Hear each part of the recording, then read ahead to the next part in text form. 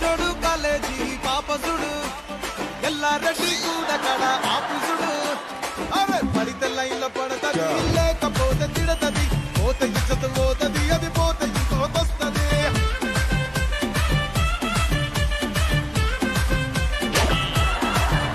7 o'clock కి రమ్మన్నారు. Judges లేరు, హోస్ట్ లేదు, ఎవరు లేరేంటి? అంటే అందరు వస్తే ముందు మనం మాట్లాడుకోలేం కాబట్టి మనమే ముందు వచ్చాం అనమాట.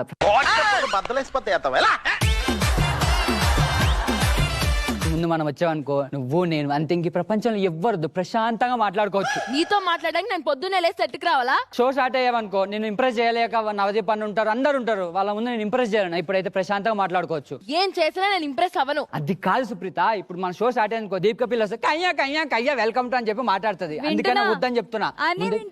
వచ్చిందండి వయ్యారి.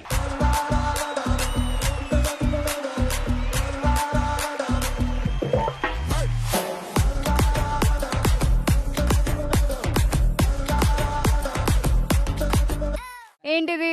అంటే ఏం లేదు, ట్రై చేస్తున్నా. ఏం ట్రై చేస్తున్నావు? అదే ఎట్లా ఏంటి ఫర్దర్ గా మనం కై కై కై అని అరుస్తావని అన్నాడు. నేను కై కై కై అనలే, కేక కేక కేక దీపిక పిల్లి కేక అన్నాను, దీపిక పిల్లి కేక అన్నాను.